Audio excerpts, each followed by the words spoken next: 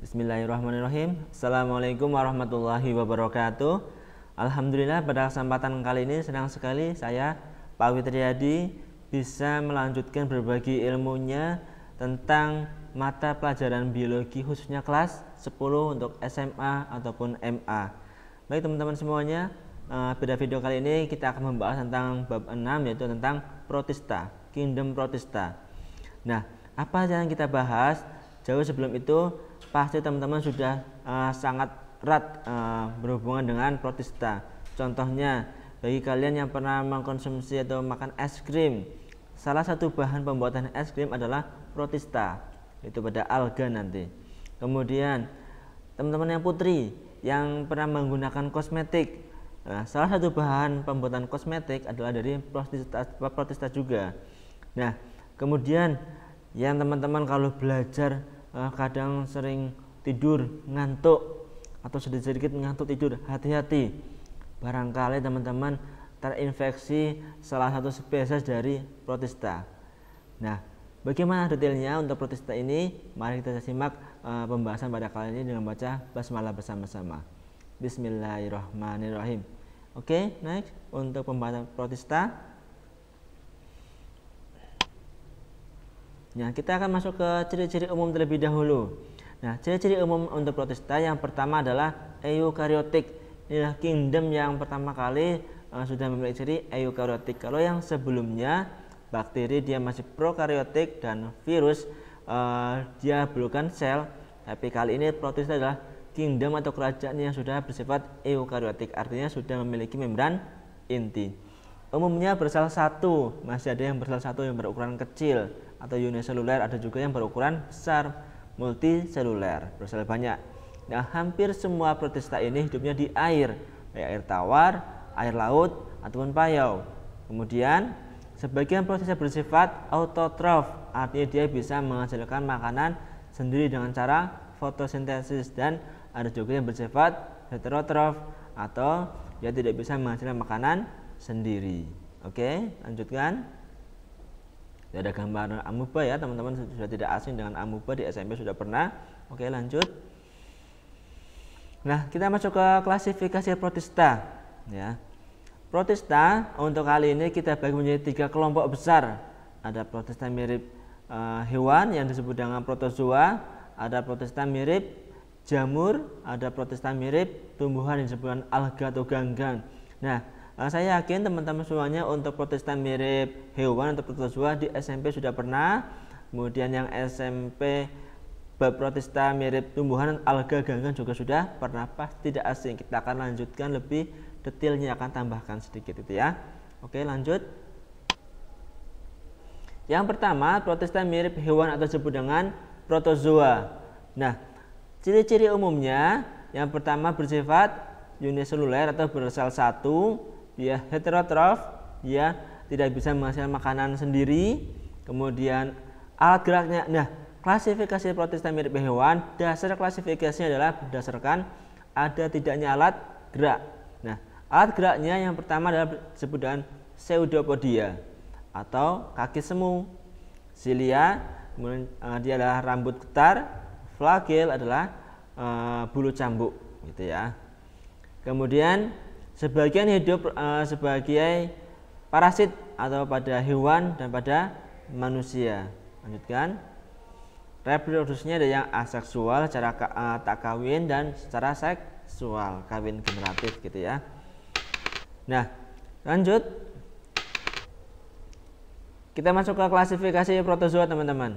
Nah, klasifikasi protozoa tadi sudah saya sampaikan, dasarnya adalah ada tidaknya alat gerak. Yang pertama kita lihat klasifikasinya adalah flagellata. Berarti dia bergerak menggunakan flagel, yaitu bergerak menggunakan bulu cambuk, gitu ya, atau flagella. Contohnya Trypanosoma. Nah, Trypanosoma ini adalah salah satu spesies yang nantinya dia berperan sebagai penyebab penyakit tidur. 2. Rhizopoda. Dia bergerak menggunakan kaki semu atau disebut dengan pseudopodia. Contohnya adalah amuba. Teman-teman sudah tidak asing ya dengan spesies amuba, di SMP sudah pernah. Yang ketiga adalah ciliata. Ciliata bergerak menggunakan bulu getarnya. Contohnya paramecium. Paramecium juga sudah tidak asing, di SMP sudah pernah teman-teman. Yang keempat adalah sporozoa. Dia tidak memiliki alat gerak. Nah, bagaimana cara untuk mendapatkan makanannya?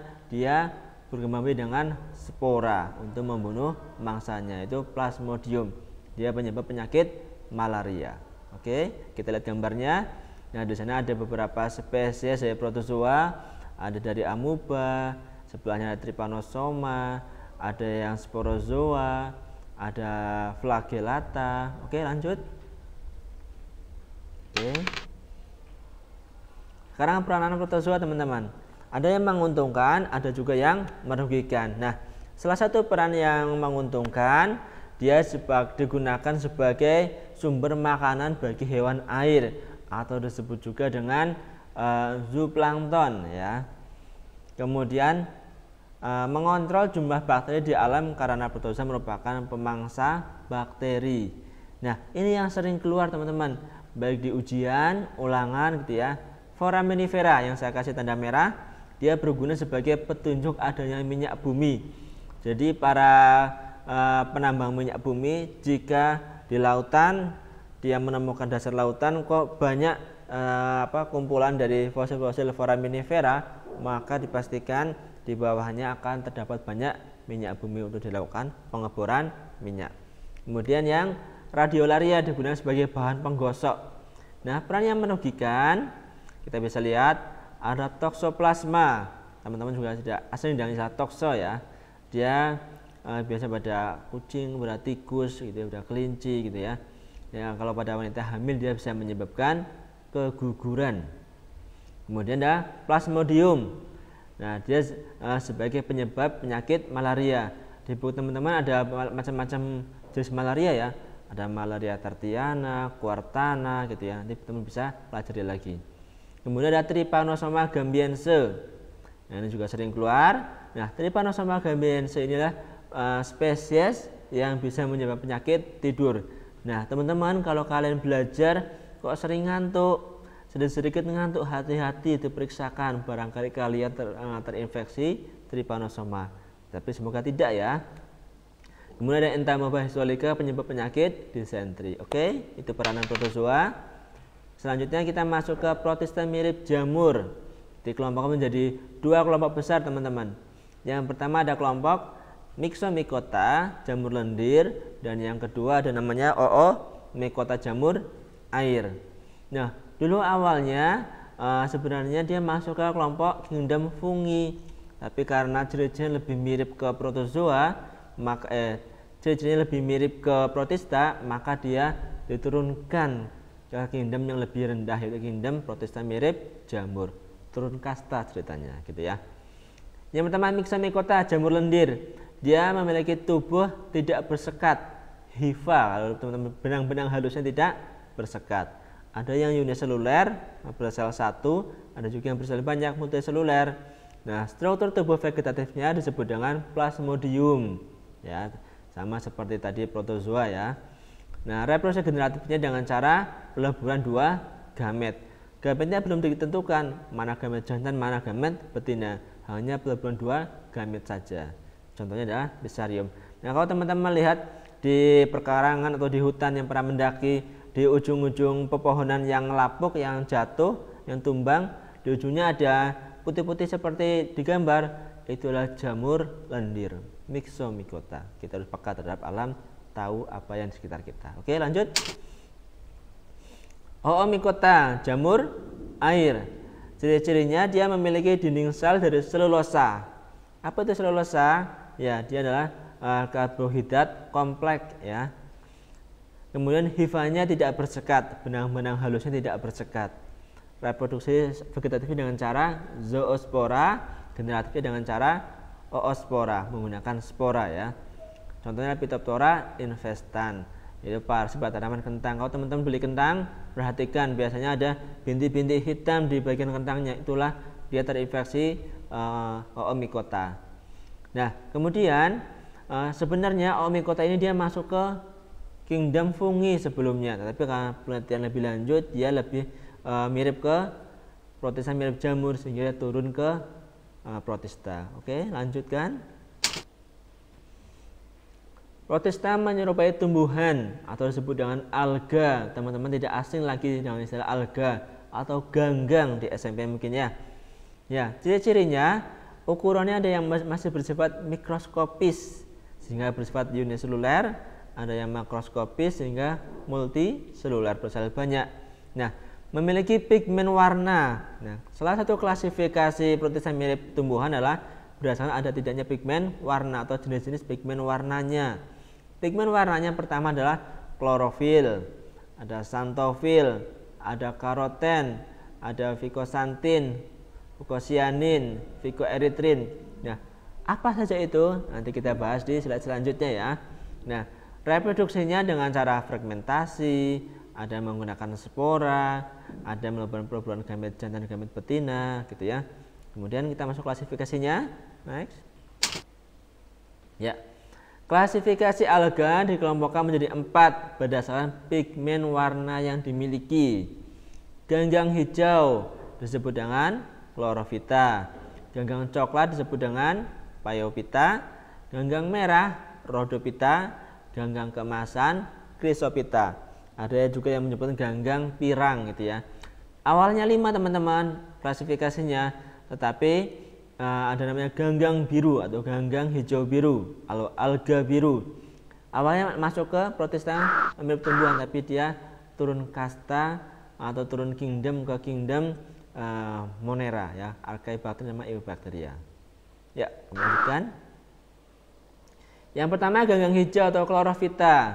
Dia masih ada yang bersel 1 uniseluler dan bersel banyak multiseluler. Pigmen dominannya teman-teman perlu perhatikan setiap klasifikasi. Perhatikan apa pigmen dominannya. Pigmen dominannya adalah untuk Chlorophyta warna hijau sehingga disebut dengan klorofil ya. Teman-teman saya tidak asing yakin kalau kalian pernah mengkonsumsi klorofil ya, maka dia bisa memperbaiki sel-sel tubuh kita yang rusak karena kandungan proteinnya sangat tinggi sehingga digunakan sebagai protein sel tunggal. Ada juga yang mempertahankan supaya kenyangnya lebih lama gitu ya. Oke, lanjutkan. Chlorella. Ganggang keemasan Chrysophyta. Ciri-cirinya dia masih sama, ada yang masih bersel 1 uniseluler, ada yang sudah bersel banyak multiseluler. Nah, pigmen dominannya keemasan yang disebut dengan karotin ya. Hidupnya di air tawar maupun di air laut. Yang uniseluler ada Acromonas, Navicula gitu ya. Yang multiseluler ada Faucheria. Lanjutkan. Nah, ganggang coklat disebut dengan Phaeophyta. Ciri-cirinya dia semuanya sudah multiseluler. Dia sudah mirip dengan tumbuhan tingkat tinggi ya, sehingga bersel banyak, ukurannya besar. Nah, pigmen dominannya apa teman-teman? Dia coklat atau fucosanthin ya. Coklat fucosanthin ya. Kalau tadi yang hijau klorofil, yang keemasan adalah karotin, kalau yang sekarang adalah fucosanthin. Bentuk tubuhnya menyerupai tumbuhan tingkat tinggi karena memiliki akar, batang dan daun ya. Banyak ditemukan di pinggir pantai atau laut dangkal, contohnya Sargassum dan Laminaria. Nah, teman-teman semuanya kalau kalian lihat seperti ini adalah contoh ganggang coklat. Kalau yang pernah ke pantai, di pinggiran pantai biasanya ada coklat-coklat seperti ini, daunan gitu ya. Itu ganggang coklat. Inilah bahan yang akan digunakan untuk membuat es krim dan kosmetik nantinya. Oke, lanjut. Ganggang merah atau Rhodophyta. Semuanya sudah multiseluler, bersel banyak. Nah, pigmen dominannya merah atau ficoeritrin ya, merah ficoeritrin. Eritrosit sel darah merah kan. Bentuk tubuhnya merupakan tumbuhan tingkat tinggi, hidupnya di laut, banyak dimanfaatkan manusia untuk bahan membuat agar-agar. Yang pernah mengkonsumsi es rumput laut, nah, kan di sana pasti ada bahan ganggang merah ini. Ya, ganggang merah ini digunakan untuk dikonsumsi langsung bisa, atau dimasak dengan buat campuran seperti es rumput laut bisa, atau dibuat agar-agar juga Bisa.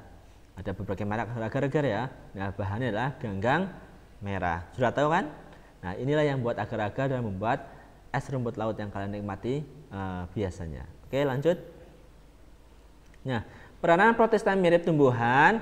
Yang pertama, pembuat agar-agar. Eusema gelidium gracilaria. Ini sering sekali ditanyakan. Ini pada ganggang apa tadi? Ganggang merah ya. Kemudian suplemen makanan kesehatan chlorella dapat digunakan untuk membuat kenyang lebih lama, mengobati luka gitu ya. Pada ganggang hijau chlorella. Bahan penggosok atau dinamit, membuat isolasi atau bahan membuat kaca diatomai. Ganggang apa tadi? Keemasan ya. Kemudian pembuatan bahan-bahan kosmetik, industri farmasi, makanan atau es krim, sargasum pada ganggang coklat. Ini peranan protista pada alga ya. Kemudian selesai, alhamdulillah. Baik teman-teman semuanya, walaupun saya sampaikan dengan cepat, saya yakin teman-teman bisa memperhatikan dengan baik. Kalau ada yang belum paham, bisa diulang lagi, direview lagi videonya. Kalau yang sudah paham, silakan ditambahkan ilmunya dengan baca-baca referensi di buku paket atau referensi lain untuk menambah wawasan teman-teman semuanya. Baik, jika ada yang tidak paham bisa ditanyakan di kolom komentar atau chat kepada kami. Kemudian jika ingin diskusi juga silakan disampaikan. Jangan lupa follow, kemudian subscribe, like, komen pada channel YouTube Edu Fikri ini ya. Semoga channel ini bisa terus bermanfaat untuk teman-teman semuanya dimanapun berada. Baik, saya akhiri. Terima kasih atas perhatiannya. Assalamualaikum warahmatullahi wabarakatuh.